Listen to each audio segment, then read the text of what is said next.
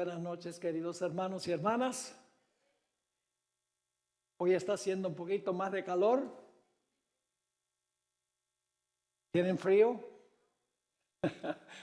Bueno, ya pasará. Muy contento de estar con ustedes nuevamente esta noche para estudiar el tema titulado Cadena de Mando. El tema número 4 en nuestra serie. Vamos a comenzar con una palabra de oración y entramos a nuestro estudio. Padre Celestial, gracias te damos una vez más por el privilegio de encontrarnos en este lugar. Gracias por la libertad que nos das para estudiar tu palabra. Pedimos, Señor, que tu palabra no regrese a ti vacía esta noche. Danos entendimiento. Y no solamente eso, sino enternece nuestros corazones para recibir la palabra. Gracias por escucharnos y por responder nuestra oración, pues te lo imploramos en el nombre de Jesús. Amén. Quiero empezar leyendo una cita que encontramos en el libro Hechos de los Apóstoles, páginas 42 y 43, sobre el Espíritu Santo. Dice así: no es esencial para nosotros ser capaces de definir con precisión qué es el Espíritu Santo. La naturaleza del Espíritu Santo es un misterio. Los hombres no pueden explicarla porque el Señor no se la ha revelado. Los hombres que tienen conceptos fantasiosos pueden reunir pasajes de las Escrituras y darles interpretación humana, pero la aceptación de estos conceptos no fortalecerá a la iglesia. En cuanto a estos misterios que son demasiado profundos para el entendimiento humano, el silencio es oro. No podemos explicar la naturaleza del Espíritu Santo, pero hay ciertas cosas que la Biblia sí revela en cuanto al Espíritu Santo. En primer lugar, podemos estar seguros que el Espíritu Santo es una persona. La Biblia indica claramente eso. En segundo lugar, podemos ver los dones del Espíritu Santo, los dones que da a los miembros de la iglesia. Y en tercer lugar, podemos ver el fruto del Espíritu Santo. Eso lo revela la Biblia, que es una persona que da dones, y podemos ver la manifestación de los dones en la iglesia y podemos ver el fruto del Espíritu Santo en la vida de aquellos que se han sometido a Cristo Jesús. No hay ninguna duda de que hay tres personas en la deidad. Quiero leer una cita más.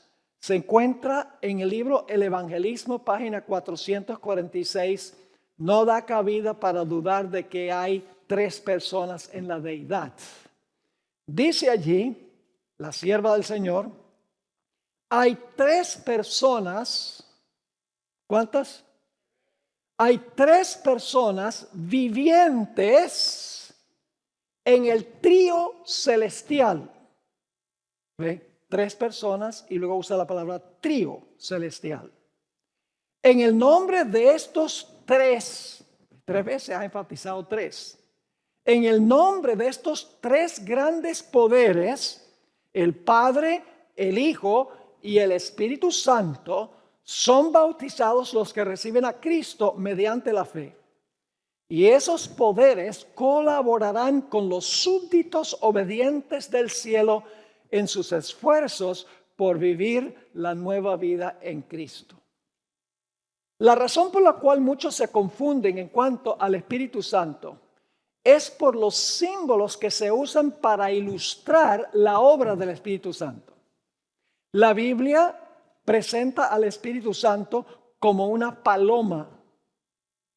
Habla del Espíritu Santo como lluvia. Habla del Espíritu Santo como aceite, como viento, como cuando Cristo habló con Nicodemo, y como fuego.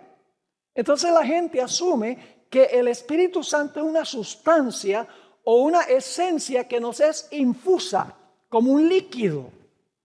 Y es difícil concebir de él como una persona. Hermanos y hermanas, el Espíritu Santo no es paloma, ni es lluvia, ni es aceite, ni es viento, ni es fuego. Son símbolos que ilustran funciones del Espíritu Santo. El Espíritu Santo es una persona porque la Biblia dice que razona, piensa, ayuda, guía, redarguye y enseña. Todo eso lo dice la Biblia. Y ama también.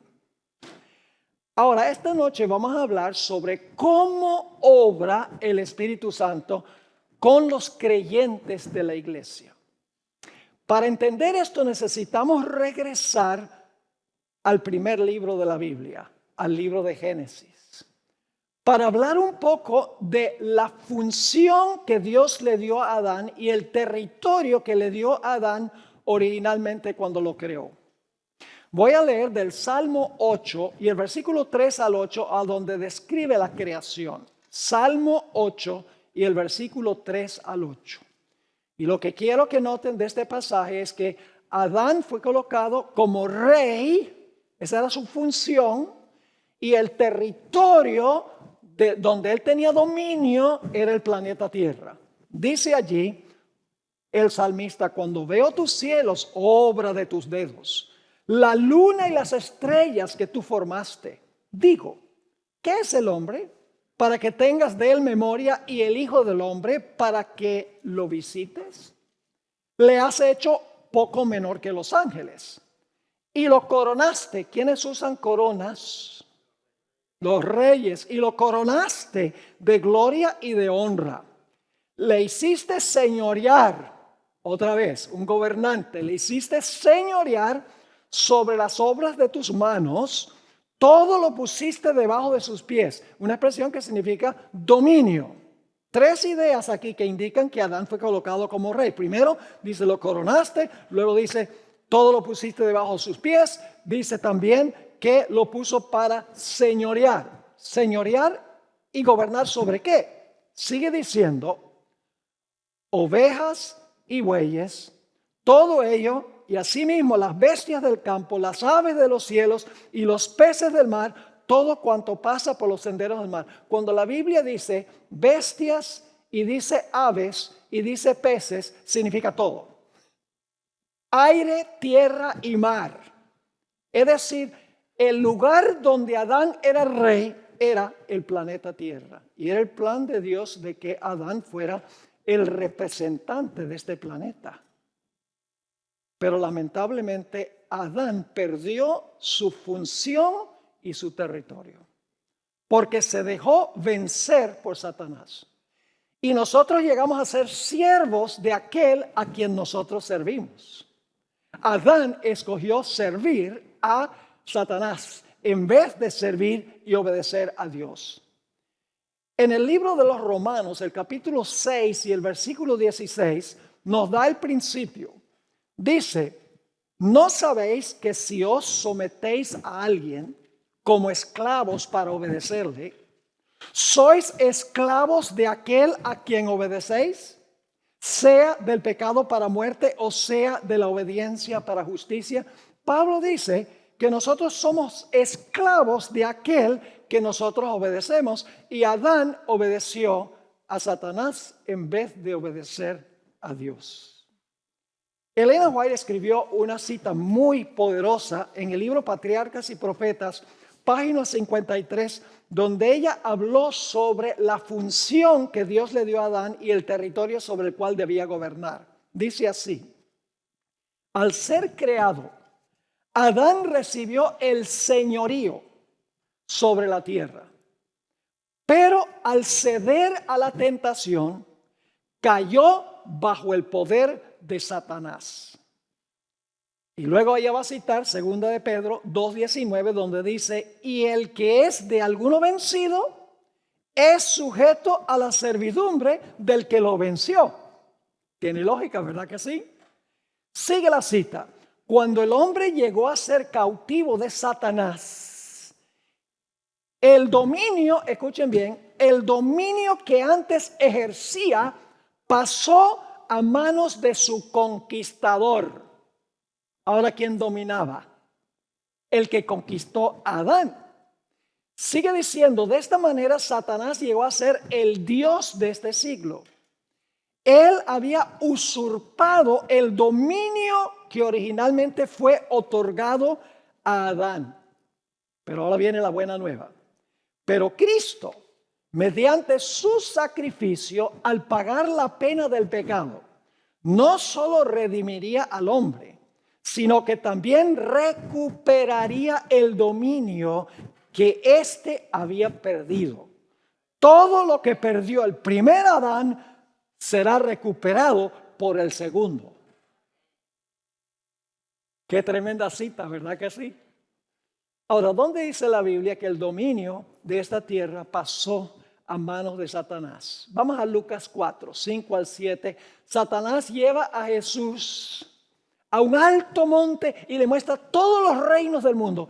Jesús sabía que para ganar esos reinos, él tenía que vivir una vida perfecta y tenía que morir. Satanás le va a decir, yo te voy a dar un camino más fácil. No tienes que ir al Getsemaní. No tienes que ir a la cruz. Yo te doy un camino más fácil. Yo te lo regalo todo. Piensa lo que dice Lucas 4, 5 al 7. Y le llevó el diablo a un alto monte. Y le mostró en un momento todos los reinos de la tierra. Y le dijo el diablo, a ti te daré toda esta potestad o todo este poder y la gloria de ellos. Ahora escuchen bien. Porque a mí ha sido entregada. ¿Quién se la entregó? Adán. A mí ha sido entregada y a quien quiero la doy. Satanás está diciendo, esto es mío porque vencí a Adán y yo doy todo porque yo soy el que tengo dominio. Y luego dice, blasfemó, dice, si tú postrado me adorares, todos serán tuyos. La implicación es que Satanás se consideraba el dueño de este planeta y pensaba ocupar el puesto como el gobernante o como el rey. Pero ahora viene la buena nueva. Al fin de vencer a Satanás, escuchen bien, Jesús tenía que hacer dos cosas. En primer lugar, tenía que vivir una vida perfecta, sin pecado. Tenía que pasar por el mismo camino que transitó el primer Adán, pero tenía que vencer. Iba a tener muchas desventajas que Adán no tenía originalmente en el huerto del Edén. Pero Jesús tenía que vivir una vida absolutamente perfecta, sin pecado, para que Él pudiera entonces tomar su vida y regalarnos su vida, para que su vida esté en lugar de nuestra vida. Y luego Jesús tenía que ir a la cruz para pagar los pecados que nosotros cometemos. Tenía que vivir en nuestro lugar y tenía que morir en nuestro lugar. Esa era la misión de Jesús. Para recuperar el dominio tenía que vivir una vida perfecta y tenía que morir cargando los pecados de la raza humana. Y eso es exactamente lo que hizo Jesús. Noten lo que dice Juan 12 y el versículo 31 al 33. Cuando Jesús vivió y Jesús murió, Jesús recuperó el trono y recuperó el planeta. Dice en Juan 12, 31 al 33. Aquí está hablando Jesús poco antes de su muerte. Ahora es el juicio de este mundo. Ahora el príncipe, la palabra príncipe significa gobernante. En inglés se usa la palabra ruler, gobernante. Ahora el príncipe de este mundo será ¿qué? Echado fuera. ¿A qué se refería Jesús? Dice Jesús, y yo, si fuere levantado de la tierra, a todos atraeré a mí mismo. Y decía esto dando a entender de qué muerte iba a morir. ¿Qué fue lo que echó fuera al gobernante de este mundo? El hecho que Jesús fue levantado en la cruz del Calvario, cargando los pecados de la raza humana. Elena White amplía este pensamiento en El deseado de todas las gentes, página 706, cuando escribió lo siguiente: Cristo no entregó su vida hasta que hubo cumplido la obra que había venido a hacer. Y con su último aliento exclamó, consumado es. Ahora escuchen esto. La batalla había sido ganada. Note que la hermana White no dice la guerra había sido ganada. La batalla había sido ganada. Su diestra y su brazo santo le habían conquistado la victoria. Como vencedor, plantó su estandarte en las alturas eternas. ¡Qué gozo entre los ángeles! En la victoria del Salvador triunfó todo el cielo. Satanás fue derrotado y sabía que había perdido su reino. ¡Qué gloriosa cita esta! Ahora, Apocalipsis el capítulo 12 y el versículo 10 al 12 nos describe la reacción del cielo cuando Jesús dijo consumado es, cuando Jesús había ya vivido su vida perfecta y muerto por el pecado. Y también nos dice este pasaje que vamos a leer ahora de Apocalipsis el capítulo 12, 10 al 12, que Satanás porque perdió, porque fue lanzado fuera del cielo en los corazones de los habitantes celestiales y porque fue lanzado fuera como representante y gobernante de este mundo, el puesto que le había quitado a Adán, Satanás descendió cuando le echó Jesús del cielo con gran ira contra la iglesia. Noten lo que dice este pasaje, Apocalipsis 12 y el versículo 10 al 12. Entonces oí una gran voz en el cielo que decía: ahora ha venido la salvación, el poder y el reino de nuestro Dios y la autoridad de su Cristo. Porque ha sido lanzado fuera, lo mismo que dijo Jesús en Juan 12, ¿verdad? Porque ha sido lanzado fuera el acusador de nuestros hermanos, el que los acusaba delante de nuestro Dios día y noche. Y ellos le han vencido por medio de la sangre del Cordero y de la palabra del testimonio de ellos. Y menospreciaron sus vidas hasta la muerte. Alegraos cielos. Ay, pero hay de los que habitan en la tierra. Noten lo que sigue diciendo. Por lo cual, alegraos cielos y los que moráis en ellos. El cielo podía cantar con júbilo porque el representante, el que le había robado la posición a Adán, fue echado fuera como gobernante de este mundo. Pero noten ahora lo que pasa con los habitantes de la tierra. Dice: ay de los moradores de la tierra y del mar, porque el diablo ha descendido a vosotros con gran ira, sabiendo que tiene poco tiempo. Nosotros estamos viendo la ira de Satanás hoy en día. Lo estamos viendo en todo el mundo, inclusive en este país que supuestamente está compuesto de gente cristiana. Estamos viendo toda clase de pecados terribles, violencia, desastres naturales. Y ustedes dicen, bueno, pero si Cristo ganó en la cruz, entonces ¿por qué está sucediendo todo lo que nosotros vemos? No pareciera que Cristo tenga dominio de la tierra, parece que Satanás tiene dominio. Vamos a mirar cuidadosamente eso. Vamos ahora al Pentecostés. Ustedes recuerdan que hemos estudiado que después de ofrecer el sacrificio, Dios mostraba su aceptación del sacrificio lloviendo fuego para consumir el sacrificio, ¿verdad? La roca era golpeada y la roca daba su ¿qué? Su agua. Los 7 candeleros que representan el Espíritu Santo estaban en el cielo, pero cuando Cristo llegó, el Espíritu Santo en su plenitud fue enviado ¿a dónde? Fue enviado a la tierra. Así que, hermanos y hermanas, ¿hay alguna conexión entre la muerte de Cristo y el día del Pentecostés, cuando se vieron lenguas de fuego? Hay una relación estrecha entre esos dos eventos. Ahora vamos a leer de Hechos el capítulo 2 y el versículo 1 al 4. Hechos 2 y el versículo 1 hasta el versículo 4. No se distraigan por nada porque vamos a estudiar algunas cosas extraordinarias esta noche, posiblemente sorpresivas, pero muy bíblicas. Hechos 2, 1 al 4. Cuando llegó el día del Pentecostés, estaban todos unánimes juntos. Y de repente vino del cielo un estruendo como de un ¿qué? ¿De un qué? De un viento recio. El Espíritu Santo se representa como viento, según Juan 3:8, que soplaba. el cual llenó toda la casa donde estaban sentados. Y se les aparecieron lenguas repartidas como de ¿qué? De fuego. Así que hay un recio viento y hay lenguas de ¿qué? ¿Por qué lenguas de fuego? Porque Dios está anunciando que Jesús fue al cielo, se presentó ante el Padre aceptó el sacrificio y ahora el fuego en la tierra demuestra que el Padre había aceptado el sacrificio de Jesús. Sigue diciendo, nuevamente, cuando llegó el día del Pentecostés estaban todos unánimes juntos, de repente vino del cielo un estruendo como de un viento recio que soplaba, el cual llenó toda la casa donde estaban sentados.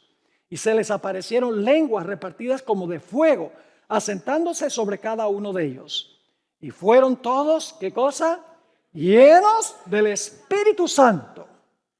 Y comenzaron a hablar en otras lenguas. La palabra otras, héteros en griego, significa otra clase que la clase que hablaban antes. Es decir, hablaban otras lenguas que no habían hablado antes. Eso lo vamos a estudiar durante esta semana. Ahora escuchen, ¿quién fue el que dio el don de hablar idiomas que antes no hablaban? Piensa lo que dice la Biblia. Dice, y fueron todos llenos del Espíritu Santo y comenzaron a hablar en otras lenguas según el Espíritu les daba que hablasen. ¿Quién fue el que dio el don de lenguas? El Espíritu Santo. Pero ahora vamos a mirar algo muy interesante. ¿Cuándo fue la primera vez en la Biblia que Dios dio el don de lenguas? En la Torre de Babel. ¿Sí o no? Vamos a leer el pasaje. Génesis, el pasaje de Génesis, el capítulo 11. Dice así. Y dijo Jehová, he aquí el pueblo es uno, y todos estos tienen un solo lenguaje, y han comenzado la obra, y nada les hará desistir ahora de lo que han pensado hacer. Ahora pues, dice Dios, descendamos y confundamos allí su lengua, para que ninguno entienda el habla de su compañero. Y luego dice, ¿quién fue el que los confundió? ¿Y quién fue el que los esparció? Dice, así los esparció ¿quién? Los esparció Jehová desde allí sobre la faz de toda la tierra y dejaron de edificar la ciudad. Por esto fue llamado el nombre de ella, ¿qué cosa? Babel, porque allí confundió ¿quién? Jehová el lenguaje de toda la tierra y desde allí los esparció. ¿Quién los esparció? Jehová los esparció sobre la faz de toda la tierra. Pero hay algo muy interesante. ¿Será que Jehová vino directamente en persona para dar ese don de lenguas, para darles un Rosetta Stone? No. Quiero leer una cita del Espíritu Profecía, Historia de la Redención, página 75. Historia de la Redención, página 75. Estamos estudiando un principio muy importante, mis queridos hermanos, sobre cómo obra el Espíritu Santo. No estamos tratando de definir exactamente la naturaleza del Espíritu Santo, pero tenemos revelación sobre cómo obra el Espíritu Santo. Ahora, fíjense lo que dice esta cita sobre la Torre de Babel. La torre alcanzaba ya una gran altura.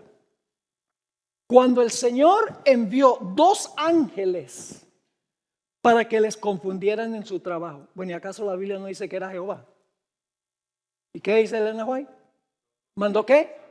2 ángeles para que los confundieran en su trabajo. Se había encargado a ciertos hombres que recibieran indicaciones de los que trabajaban en lo alto y que pedían materiales para su trabajo. De manera que el primero se comunicaba con el segundo y este con el tercero, hasta que el pedido llegaba a los que estaban abajo. A medida que el mensaje pasaba de uno a otro, en su descenso, los ángeles confundieron sus lenguas. ¿Quiénes? ¿Quiénes dieron el don de lenguas en Babel? Los ángeles. Los ángeles confundieron sus lenguas y cuando el pedido llegó a los obreros que estaban abajo, se proveyó material que no se había pedido. Ahora yo pregunto, ¿quién inspiró la Biblia? La Biblia dice que santos hombres de Dios hablaron siendo inspirados ¿por quién? por el Espíritu Santo. Pero ¿quién le impartió el mensaje al profeta? Un ángel. Apocalipsis lo dice, es un texto que vamos a leer más adelante. ¿Saben quién le dio la información a Elena White cuando Elena White escribía? Se refirió a le llamaba su ángel, lo llamaba mi mensajero. Un ángel iba y le impartía la información. El Espíritu Santo, ¿a través del qué? A través del ángel revelaba la información. Ahora, ¿ustedes recuerdan que en el día de Pentecostés hubo viento y fuego? Ahora vamos al Salmo 104 y el versículo 1 al 4. Salmo 104 y el versículo 1 hasta el versículo 4. Dice aquí el salmista: alaba, alma mía, al Señor. Señor mi Dios, tú eres grandioso. Te has vestido de gloria y majestad. Te cubres de luz como con un manto. Extiende los cielos como un velo. Afirmas sobre las aguas tus altos aposentos y haces de las nubes tus carros. ¿Cuáles son los carros de Dios? Donde Dios se transporta en las nubes. ¿Qué representan las nubes? Ángeles. Pero hay más. Dice, tú cabalgas en las alas del ¿qué? Del viento. Y luego dice, haces de los vientos tus mensajeros y de las llamas de fuego tus servidores. Tres cosas: nubes, viento y fuego. Ahora, ¿quiénes son estos que se comparan con viento y con fuego y con nubes? Tenemos que ir al Nuevo Testamento, a donde se cita el Salmo 104. Hebreos, el capítulo 1 y el versículo 7. Nos dice quiénes son las nubes, quiénes son representados por el viento y quiénes son representados por el fuego. Dice allí en Hebreos 1:7, en cuanto a los ángeles dice, Él hace de los vientos sus ángeles. ¿Hace de los vientos sus qué? Sus ángeles. Y de las llamas de fuego sus qué? Sus servidores. Ahora hablemos un poco de los carros. Los carros de Dios son las nubes, ¿sí o no? Ahora vamos al Salmo 68 y el versículo 17. Salmo 68 y el versículo 17. Aquí define qué son los carros de Dios. Dice en el Salmo 68, 17, los carros de Dios se cuentan por veintena de millares de millares. El Señor viene del Sinaí a su santuario. ¿Quiénes son los millares de millares? Los ángeles. Por eso en Segunda de Reyes 6, 17 y 18, Segunda de Reyes 6, 17 y 18, dice lo siguiente, muy interesante. Y oró Eliseo, porque el enemigo, los sirios, habían circundado la ciudad. Parecía que la ciudad iba a caer. Y dice, y oró Eliseo y dijo, te ruego, oh Jehová, que abra sus ojos, porque estaba asustado un individuo allí. Abra sus ojos para que vea. Entonces Jehová abrió los ojos del criado y miró. Y he aquí que en el monte estaba lleno de ¿qué? De gente de a caballo y de carros de ¿qué? De fuego. No solamente son carros de nubes, sino son carros de ¿qué? De fuego alrededor de Eliseo. ¿Quiénes eran esos carros de fuego? Los ángeles. Y luego que los sirios descendieron a él, oró Eliseo a Jehová y dijo, te ruego que hieras con ceguera a esta gente. Y los hirió con ceguera conforme a la petición de Eliseo. Y la hermana White describe el carruaje que nos va a llevar al cielo cuando Cristo venga. En el conflicto de los siglos, página 703, la sierva del Señor escribió, en cada lado del carro nebuloso hay alas y debajo de ellas ruedas vivientes. Y mientras el carro asciende, las ruedas gritan, santo. Y las alas al moverse gritan, santo. Y luego explica qué significa eso. Y el cortejo de los ángeles exclama: Santo, Santo, Santo es el Señor, el Todopoderoso. Y los redimidos exclaman aleluya, mientras el carro se adelanta hacia la Nueva Jerusalén. ¿Será posible que en el día del Pentecostés el Espíritu Santo obró a través de los ángeles para impartir el don de lenguas? Viento, fuego, en el día del Pentecostés. Ahora vamos a notar una cosa más. Ezequiel 1, 12 al 14 describe el carro de Dios o el carruaje de Dios. Dice en Ezequiel 1 y el versículo 12 al 14, hablando de los que están moviendo este carruaje de Dios, y el carruaje tiene ruedas, es un panorama exótico en el libro de Ezequiel. Dice allí: y cada uno caminaba derecho hacia adelante.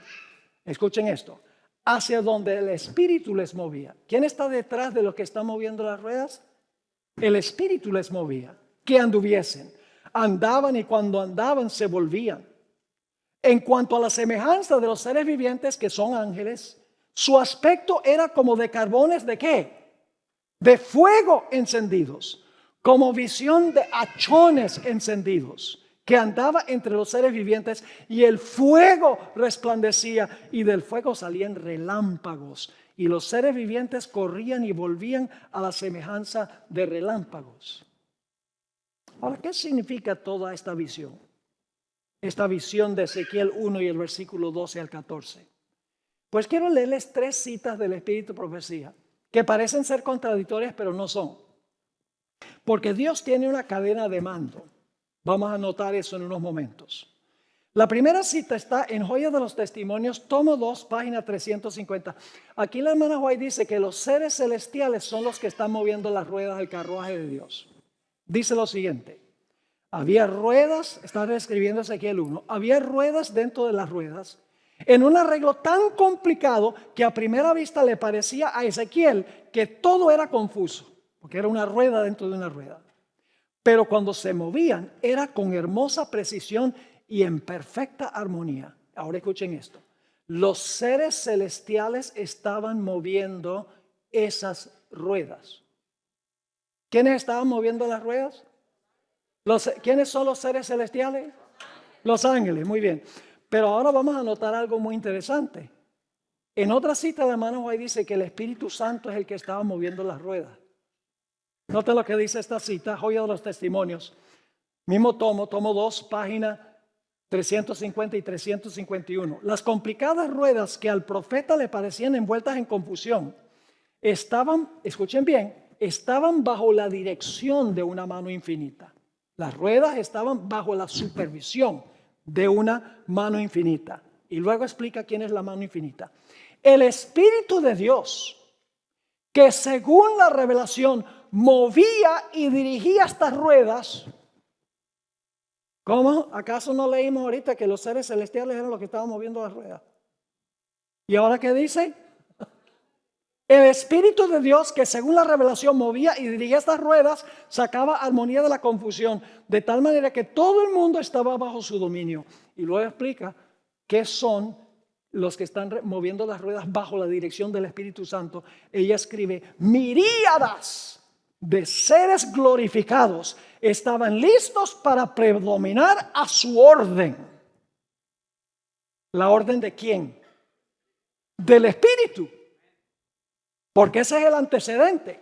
Dice, estaban listos para predominar a su orden contra el poder y la política de los hombres malos y reportar beneficio a sus fieles. La última cita dice que cómo es que Dios dirige las ruedas. En el tomo 4 del Comentario Bíblico Adventista, página 1161, la hermana White escribió: la vigilancia incansable de los mensajeros celestiales y su incesante ministerio en conexión con los habitantes de la tierra nos demuestra cómo es que la mano de Dios guía la rueda dentro de la rueda. Dios lo hace a través de los seres celestiales, a través de los ángeles. Ahora, vamos a notar con esto en mente algo más en cuanto a esta guerra de la cual estamos hablando. Cristo derrotó a Satanás en la cruz, como ya hemos visto, y le arrebató el reino. Sin embargo, escuchen bien, a pesar de que la cruz fue la batalla decisiva, no fue la batalla final. La guerra iba a continuar a través de toda la era cristiana, culminando en la gran batalla de Armagedón, la segunda etapa de Armagedón después del milenio. A pesar de haber perdido la batalla decisiva, Satanás no entregó su territorio y su dominio así nada más. Iba a luchar para retener cada centímetro de su dominio y de su territorio que legalmente había perdido en la cruz. Es decir, Cristo no le quitó inmediatamente el territorio. Había que conquistar el territorio, que ahora era legalmente de Jesús, por Jesús haber derrotado a Satanás. Y podemos entender a la luz de la Biblia, en el Salmo 110, Dios, el Padre dice, siéntate a mi diestra hasta que ponga todos tus enemigos por estrado de tus pies. Así que Jesús fue al cielo, se sentó a la diestra del Padre para que el Padre entonces pusiera todos sus enemigos bajo sus pies, que significa para que Jesús dominara y destruyera a sus enemigos. La misión, escuchen hermanos y hermanas, la misión de los que pertenecen al ejército de Jesús, que son los ángeles, pero nosotros, como instrumento de los ángeles, nuestra misión es anunciarle a los soldados del ejército de Satanás que están con el perdedor y que deben desertar de las tropas de Satanás para integrarse a las tropas de Cristo el ganador. Esa es la obra misionera. Si la gente está en el mundo, no ha recibido a Cristo, están con el perdedor. Nadie le gusta estar con un perdedor. Únanse al ganador. La hermana White escribió en el libro Deseado de todas las gentes, página 318, una cita extraordinaria. El título del capítulo en el Deseado es Los primeros evangelistas. Está hablando de los 12 apóstoles. Y escribió lo siguiente: habrán que contender con fuerzas sobrenaturales, pero se les asegura una ayuda sobrenatural. Todos los seres celestiales están en este ejército. ¿Quiénes están en el ejército que va a ayudar a los apóstoles?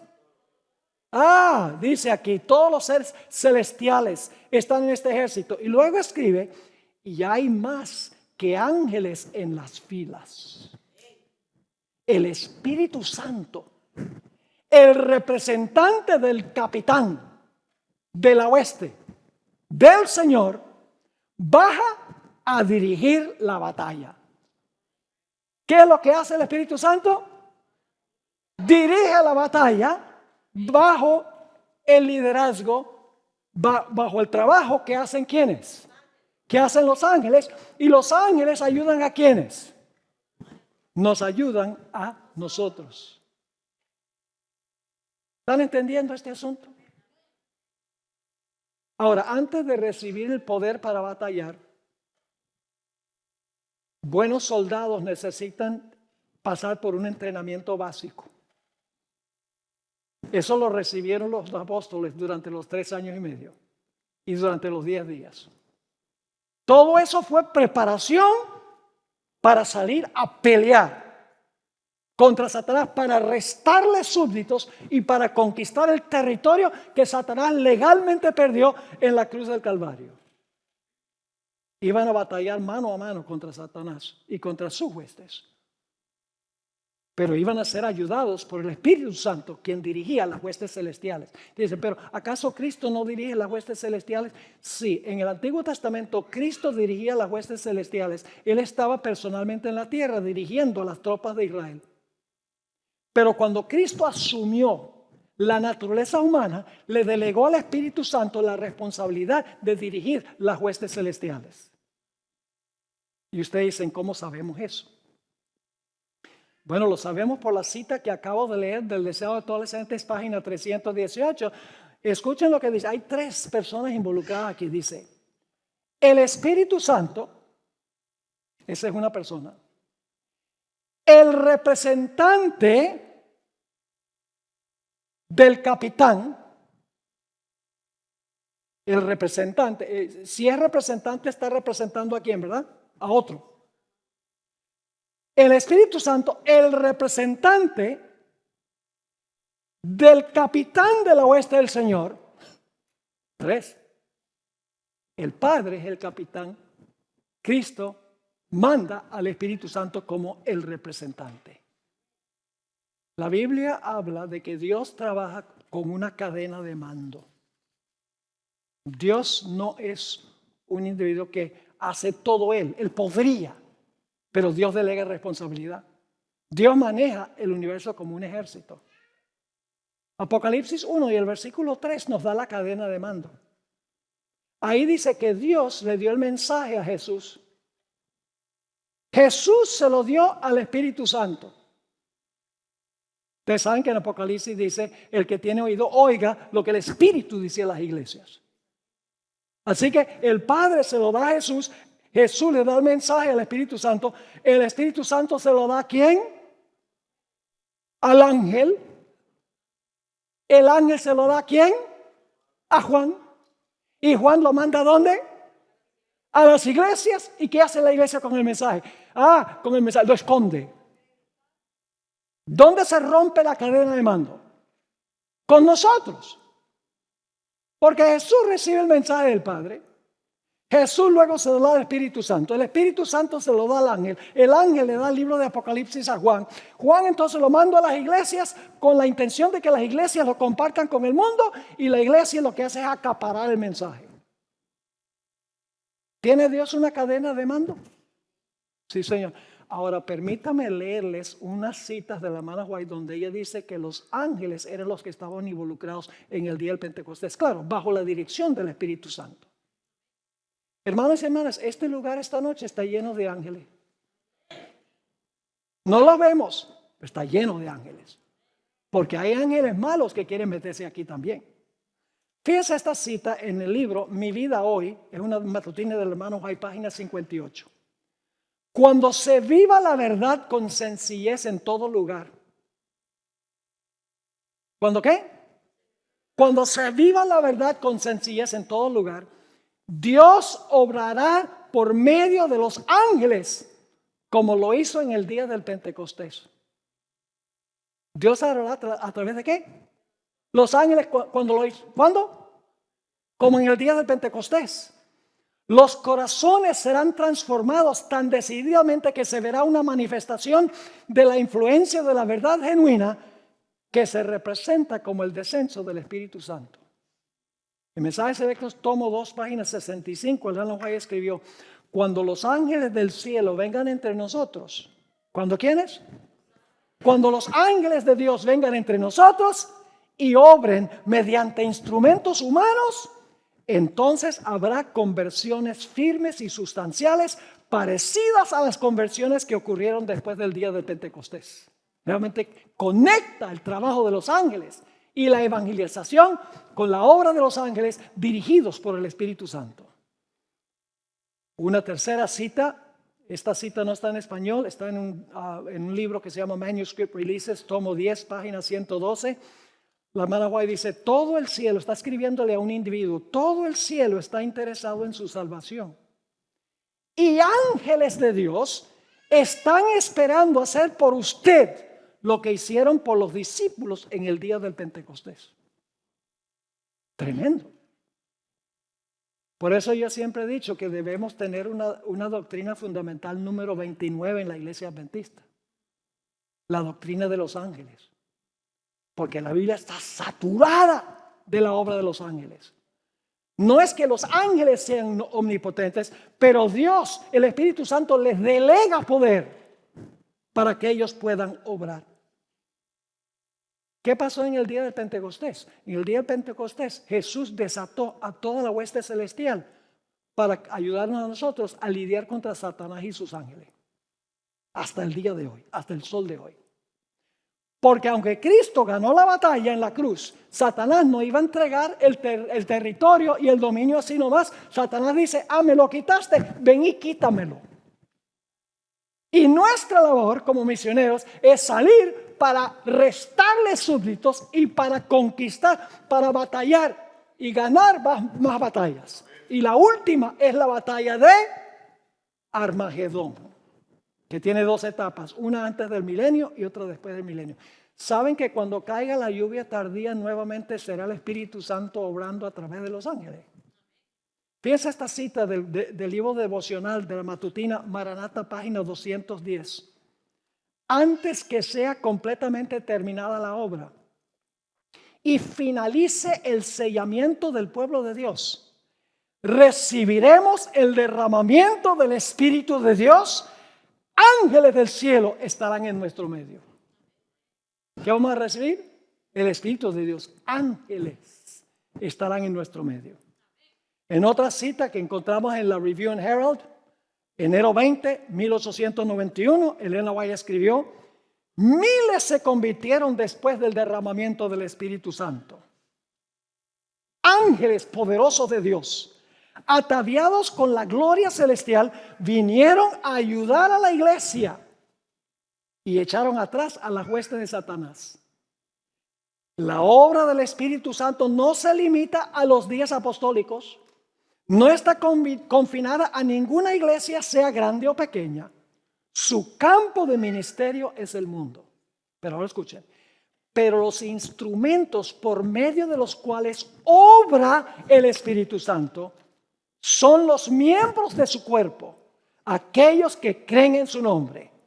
Es por medio de estos portadores de luz que el evangelio ha de ser llevado a todas las naciones de la tierra. ¿Están entendiendo un poco mejor cómo funciona el mecanismo? Hermanos y hermanas, cuando nosotros nos pongamos serios con el Señor nos va a dar su Espíritu Santo. Toda la hueste celestial va a venir para ayudarnos, bajo el mando del Espíritu Santo. Ahora, vamos a mirar un poquito más detenidamente esto. Hay tanto material y tengo como 50 páginas de material que he escrito sobre esto. ¿Quién hizo los milagros de Jesús? Está bien, bueno, los milagros lo hizo Dios, sí, lo hizo Dios, pero escuchen cómo sucedió. Deseo de todas las gentes, página 117. Escuchen con cuidado. Los ángeles de Dios pasan siempre de la tierra al cielo y del cielo a la tierra. Los milagros de Cristo a favor de los afligidos y dolientes fueron realizados por el poder de Dios mediante el ministerio de los ángeles. Algunos dicen, bueno, ¿y cómo Jesús pudo caminar sobre el agua? ¿Desafió Jesús la ley de la gravedad? No. Los ángeles lo sostuvieron. Les voy a comprobar esto en unos momentos.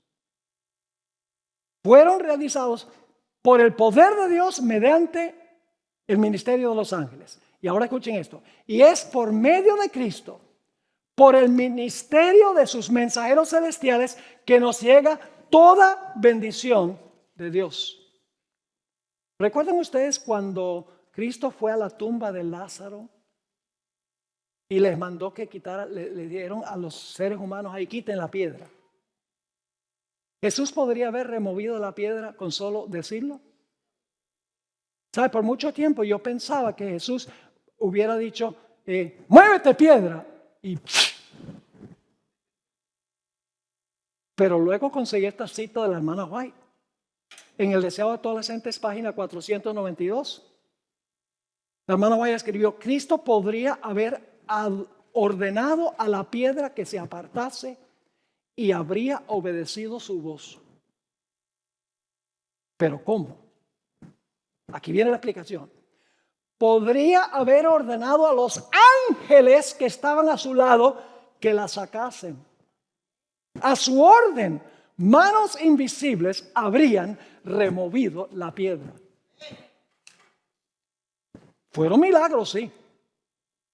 No cabe duda que fueron milagros por el poder de Dios. Sanar leprosos y levantar muertos es por el poder de Dios a través de los instrumentos que Dios ha escogido, el ministerio de los ángeles.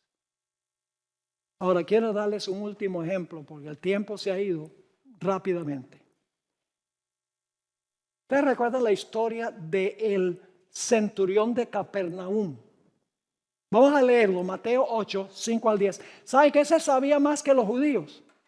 Ese centurión, cómo Dios obra, cómo Dios hace las cosas. El pastor Manrique fue militar. Él está entendiendo todo lo que yo estoy diciendo en cuanto a la cadena de mando. Yo pregunto, ¿el general pelea la batalla? No, el general coordina las tropas para pelear la batalla. Y cada nivel hace lo suyo, como la iglesia. Y un soldado no puede tener envidia a otro soldado. Tienen que estar unánimes juntos. Ahora escuchen. Mateo 8:5. Entrado Jesús en Capernaum, vino a él un centurión rogándole y diciendo: Señor, mi criado está postrado en casa, paralítico, gravemente atormentado. Y Jesús le dijo: yo iré y le sanaré. Respondió el centurión y dijo: Señor, no soy digno de que entres bajo mi techo. Solamente di la palabra y mi criado sanará. Y por mucho tiempo yo pensé que Cristo habló la palabra y la palabra salió volando por el aire y lo sanó. Hasta que leí con cuidado este relato y comparé una cita del Espíritu Profecía. Así que dice: no soy digno, solamente di la palabra y mi criado sanará. Y luego él va a explicar cómo sucede. Porque también yo soy hombre bajo autoridad y tengo bajo mis órdenes soldados. Y digo a este: ve, y va. Y al otro: ven, y viene. Y a mi siervo: haz esto, y lo hace. Al oírlo a Jesús se maravilló y dijo a los que le seguían: de cierto os digo que ni aún en Israel he hallado tanta fe. La hermana hoy explicó cómo fue que operó la cadena de mando. En el Deseo de Adolescentes, página 283, ella escribió, está citando el pensar de este centurión. El centurión está diciendo: como represento el poder de Roma, y mis soldados reconocen mi autoridad como suprema, así tú, Jesús, representas el poder de Dios infinito y todas las cosas creadas obedecen tu palabra. Puedes llamar a tus mensajeros celestiales y ellos impartirán virtud sanadora. Pronuncia tan solo la palabra y mi siervo sanará. Wow. ¿Recuerdan la historia del noble de Capernaum? Que se encuentra en Juan 4, 46 al 53, donde Jesús le dice a este padre: tu hijo está sano. Y el padre creyó la palabra. Podría haber llegado a su casa ese mismo día, pero se quedó ahí en la noche, y la próxima mañana emprendió el viaje. Escuchaba los lindos himnos de los pájaros y iba contento y sonriente. No había visto que su hijo estaba sano todavía. Ahora, ¿cómo fue? Jesús le dijo: tu hijo está sano. ¿Cómo funcionó? La hermana White tiene dos citas muy interesantes. En el libro Espíritu Profecía, tomo 2, página 155, ella escribió: en vez de ir a Capernaum, Jesús, por un rayo de telegrafía divina, envía el mensaje de sanidad a la cama del hijo sufriente. En la revista Youth Instructor, diciembre 4, 1902, ella escribió: el poder de las palabras del Redentor fulgura como un relámpago. ¿Quiénes se comparan con relámpagos en el libro de Ezequiel? Los ángeles. Y el poder de las palabras del Redentor fulgura como un relámpago de Caná a Capernaum. Y el hijo es sanado. Qué extraordinario, hermanos y hermanas. Dios tiene un ejército listo para ayudarnos a nosotros en la obra de la testificación. Donde se rompe la cadena es con nosotros. Los ángeles podrían haber terminado la obra hace tiempos, mucho más eficientes que nosotros. Pero Dios quiere que nosotros tengamos la experiencia de alcanzar a otras personas. El Espíritu Santo, el general de las tropas, ahora porque Jesús tiene un cuerpo humano e intercede con su cuerpo humano ante el Padre. El Espíritu Santo, ahora que es el representante de Jesús, dirige la batalla de los ángeles, dando a la iglesia poder para testificar. Pero lamentablemente, como yo decía anoche, el 10% de los miembros hacen el 90% del trabajo. Y el 90% de los miembros de la iglesia hacen el 10% del trabajo. Lo que Dios está esperando es que nosotros nos prestemos como las tropas del Espíritu Santo, bajo el poder del Espíritu Santo, alcanzar a las almas que perecen, conquistar el territorio que Cristo le arrebató legalmente a Satanás, pero que todavía hay que luchar para quitárselo. ¿Están entendiendo lo que estamos diciendo? Así que, hermanos y hermanas, al concluir este tema, quiero apelar a que no solamente sea esto una actividad más. Sí, qué bonito los temas que aprendimos mucho de la Biblia. No, que nosotros sintamos el incentivo de poner en práctica lo que nosotros estamos estudiando. Cuando nosotros tocamos una puerta, la razón principal por la cual la gente tiene miedo de testificar es porque dice, bueno, puede ser que me hagan una pregunta que no puedo contestar o me da miedo. Pero si hay un ejército celestial que está presente para ayudarnos y darnos palabras. La hermana hoy tiene cita donde dice que en el momento propicio los ángeles nos dan las palabras en nuestra mente para hablar. Una obra que en la Biblia se le atribuye al Espíritu Santo, pero a través de la obra de los ángeles. Así que, hermanos y hermanas, pongámonos serios y prestémonos como instrumentos en las manos de Dios para alcanzar a los que perecen y están buscando una vida mejor, una vida de paz, gozo y felicidad.